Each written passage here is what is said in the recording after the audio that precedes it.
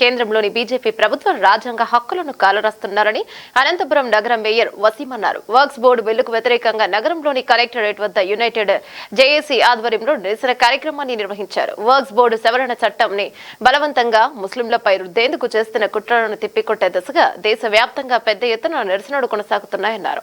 రాజ్యాంగం తమ అధికారంలో భాగంగా దేశ పౌరులకు మత స్వాతంత్రాన్ని కల్పించిందని దానిని హరించేందుకు బీజేపీ ఇష్టానుసారంగా వ్యవహరిస్తోందని వారు మండిపడ్డారు. బీజేపీ కాళ్లపై నిలబడి వ్యతిరేకంగా ఎలా వ్యవహరిస్తారని తెలుగుదేశం జనసేన పార్టీలపై మండిపడ్డారు.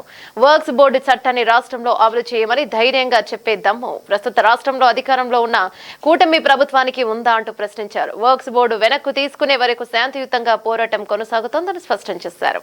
ఈరోజు యూజేఏసీ ఆధ్వర్యంలో కలెక్టరేట్ ధర్నా కార్యక్రమం నిర్వహించడం జరిగింది. ఈ కార్యక్రమానికి మద్దతు ఇచ్చిన వాళ్ళందరికీ పేరు పేరున పెద్దలందరికీ కూడా ధన్యవాదాలు తెలియజేస్తున్నాను.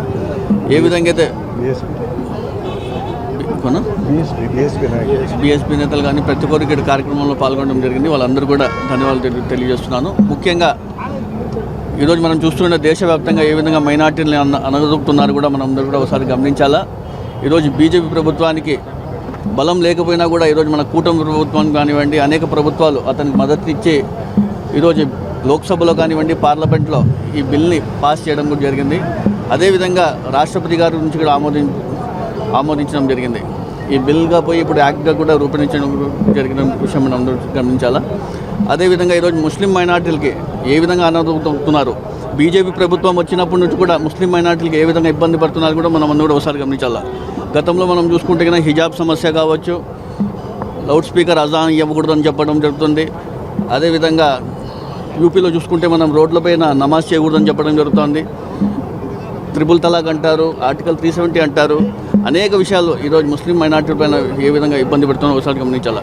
ఈరోజు వక్ఫ్ ఆస్తులు ఏవైతే మన పూర్వీకులు ఇచ్చినారో అవి కూడా ఈరోజు కాజేసాలని చెప్పేసి బీజేపీ ప్రభుత్వం ఏ విధంగా ప్రయత్నిస్తుందో మనం ఒకసారి గమనించాలి. ఈరోజు చూసుకుంటే కింద ఈద్గా కావచ్చు, మసీదులు కావచ్చు, ఆషూర్ ఖానాలు కావచ్చు, దర్గాలు కావచ్చు, మద్రసాలు కావచ్చు, ఇవన్నీ దీనిపైన అన్నిటిపైన ఫోకస్ చేసి ఏ పరిస్థితుల్లోనూ అవన్నీ కూడా మనం కాజేసేయాలని చెప్పేసి ఈరోజు వక్ఫ్ అమెండ్మెంట్ యాక్ట్ని తీసుకురావడం జరిగింది. ఇవన్నీ కూడా ఏమి చేసినా కూడా ముస్లిం ప్రజలందరూ కూడా ఏకమయ్యారు.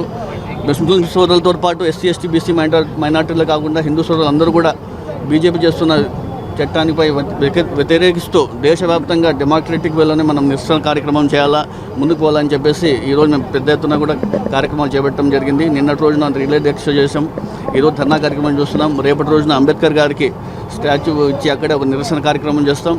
ఆదివారం జరగబోయే ఈ పెద్ద మహాదర్శన ర్యాలీలో ప్రతి ఒక్కరు కూడా పాల్గొని ఉదయం 10 గంటలకు జూనియర్ కాలేజ్ దగ్గర మొదలై సప్తగిరి సర్కిల్ వరకు దీనికి ఈ ర్యాలీ నిర్వహించబోతున్నాం. దీనికి పెద్ద ఎత్తున పాల్గొని ప్రతి ఒక్కరు పాల్గొని ఈ కార్యక్రమాన్ని నిర్వహించాలని కోరుతున్నాం.